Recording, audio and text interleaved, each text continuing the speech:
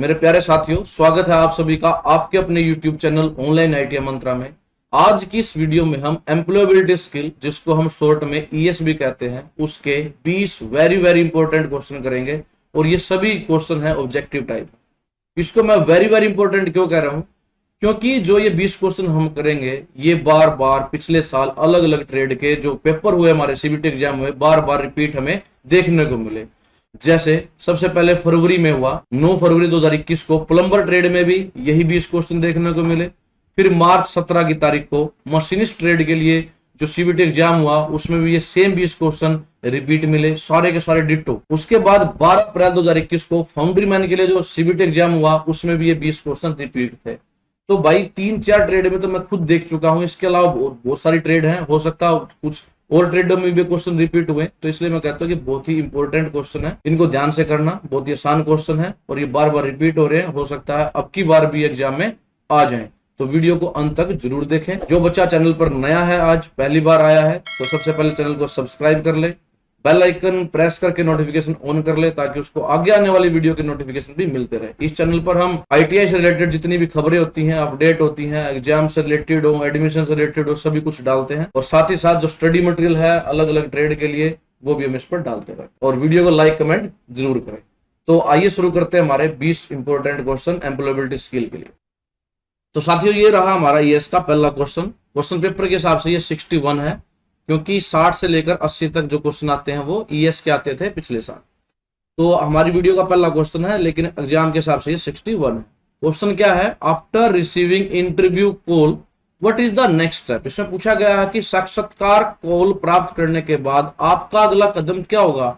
जब आपके पास कोई इंटरव्यू के लिए कॉल आती है, तो आपका जो अगला कदम है वो क्या होगा, ये पूछा गया।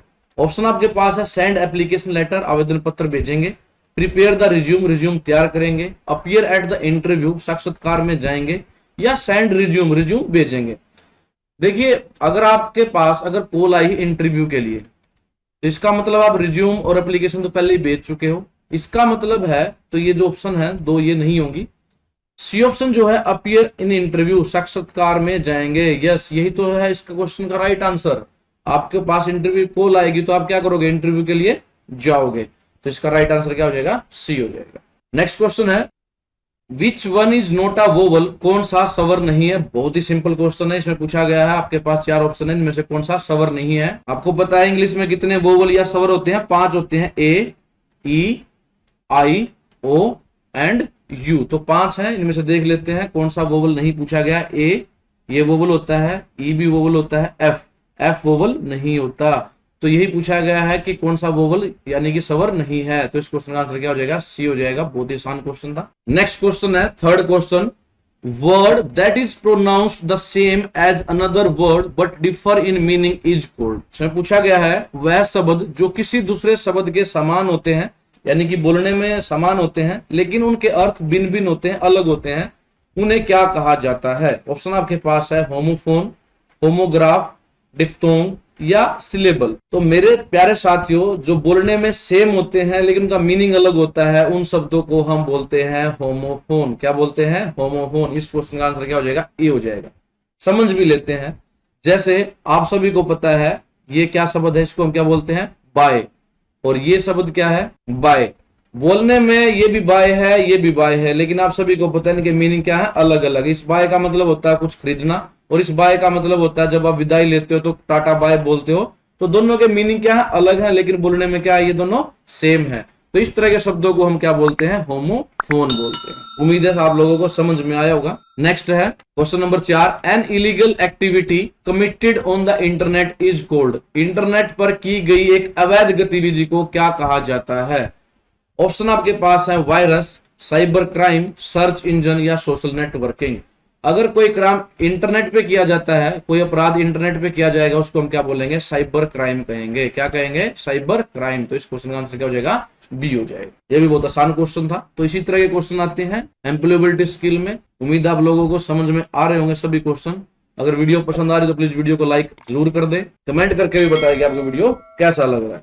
अब चलते हैं हमारे नेक्स्ट क्वेश्चन पे। आज की वीडियो क्वेश्चन नंबर 5 इस पेपर के हिसाब से 65वां क्वेश्चन इस प्रकार है, for short distance which network type should be used, छोटी दूरी के लिए किस प्रकार के नेटवर्क का उपयोग किया जाना चाहिए। देखो ये अलग अलग नेटवर्क के नाम है, जैसे लैन होता है लोकल एरिया नेटवर्क, मैन होता है मेट्रोपॉलिटन एरिया नेटवर्क, वैन होता है वाइड एरिया नेटवर्क, कैन होता है कैंड या कैंपस एरिया नेटवर्क। तो ये अलग अलग जगह यूज किए जाते हैं। यहाँ पूछा गया छोटी दूरी के लिए, कम दूरी के लिए हम कौन सा नेटवर्क यूज करते हैं, तो कम दूरी के लिए हम यूज करते हैं लैन, जिसका मतलब होता है हमारा लोकल एरिया नेटवर्क। जो लोकल एरिया होता है जिसका डिस्टेंस कम होता है वहां हम यूज करते हैं लैन। नेक्स्ट क्वेश्चन है, in which orientation the text is printed lengthwise, किस ओरिएंटेशन में टेक्स्ट यानी कि पाठ लंबाई वार प्रिंट किया जाता है या मुद्रित किया जाता है। ऑप्शन आपके पास है लैंडस्केप, मार्जिन, पोर्ट्रेट या विड्थ। तो आप सभी को पता है जो पेज है वो एक इस प्रकार से हम रख सकते हैं यानी लंबाई के वाइज, और एक ऐसे प्रिंट कर सकते हैं। तो दो तरह से प्रिंट किया जाता है। अगर इसमें ये पूछा गया लेंथ वाइज, ये हमारी क्या है लेंथ है, तो लेंथ वाइज अगर प्रिंट किया जाए उसको क्या कहेंगे, तो उसको हम बोलते हैं पोर्ट्रेट। क्या बोलते हैं पोर्ट्रेट। तो इस क्वेश्चन का आंसर क्या हो जाएगा हमारा सी हो जाएगा। लेकिन अगर उसमें पूछा जाए कि ब्रेड्थ वाइज अगर उसको प्रिंट किया जाए तो क्या कहेंगे हम उसको, फिर हमारे क्वेश्चन का आंसर क्या हो जाएगा लैंडस्केप। लेकिन यहाँ लेंथ वाइज पूछा गया है इसलिए हमारा आंसर क्या रहेगा इस क्वेश्चन के लिए पोर्ट्रेट सी। नेक्स्ट क्वेश्चन है, द एक्सपेंशन ऑफ वैन, यानी कि वैन का विस्तार बताओ। इसकी फुल फॉर्म आपने बतानी है। अभी बताया था हमने जो वैन होता है उसकी फुल फॉर्म क्या होती है वाइड एरिया नेटवर्क। तो ऑप्शन में देख लेते हैं ये कहां पर है, सी ऑप्शन में है वाइड एरिया नेटवर्क। तो इस क्वेश्चन का आंसर भी क्या हो जाएगा हमारा सी हो जाएगा। तो ये तीन चार टर्म है लैन, वैन, कैन या मैन, तो इन सभी की फुल फॉर्म आप सभी को पता होनी चाहिए। नेक्स्ट क्वेश्चन है 68 या आज की वीडियो का हम कह सकते हैं 8th question, dedication to a particular work is called, किसी विशेष कार्य के लिए समर्पण को क्या कहा जाता है, यानी आप किसी काम को करने के लिए पूरी तरह से डेडिकेटेड हो, उसको आप इंग्लिश में क्या कहोगे। ऑप्शन आपके पास है कॉन्फिडेंस, कमिटमेंट, इंटेलिजेंस या इंटीग्रिटी। तो आप उसको क्या कहेंगे, हम क्या बोलते हैं कमिटेड है भाई, ये इस काम के प्रति कमिटेड, इसको करके ही मानेगा। तो हमारा आंसर क्या हो जाएगा कमिटमेंट। अगर आप किसी भी पर्टिकुलर काम के प्रति डेडिकेटेड हो, पूरी तरह से समर्पित हो, तो उसको हम बोलेंगे कमिटमेंट। इस क्वेश्चन का आंसर क्या हो जाएगा हमारा बी हो जाएगा। नेक्स्ट क्वेश्चन है, गोल आर कैटेगराइज्ड एज, लक्ष्य को खालिस्तान के रूप में वर्गीकृत किया गया है। आपने बताना है कि लक्ष्य कितने तरह के होते हैं अगर सिंपल भाषा में बात करें तो। ऑप्शन आपके पास है गुड और bad, inner and outer, intrinsic या extrinsic, short term and long term. तो आप सभी को पता होना चाहिए जो हमारे गोल हैं वो दो तरह के होते हैं। कौन से होते हैं, शॉर्ट टर्म और लॉन्ग टर्म।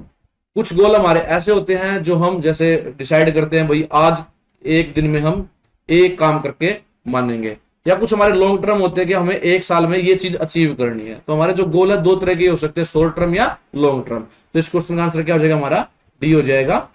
नेक्स्ट क्वेश्चन है आज की वीडियो का 10th question, which one is considered to be poor communication, किसको पुअर कम्युनिकेशन माना जाएगा। ऑप्शन आपके पास है मैसेज इज एम्बिग्यूअस, संदेश अस्पष्ट होना, बिल्कुल यही आंसर हो जाएगा। पुअर कम्युनिकेशन ही तो है, संदेश ही अस्पष्ट है, जो संदेश आप देना चाहते हो, कम्युनिकेट करना चाहते हो वो स्पष्ट नहीं है यानी कि अस्पष्ट है, तो ये क्या हो जाएगा पुअर कम्युनिकेशन हो जाएगा। इस क्वेश्चन का आंसर क्या हो जाएगा ए हो जाएगा, पुअर कम्युनिकेशन का ये एग्जांपल है। बहुत आसान क्वेश्चन था।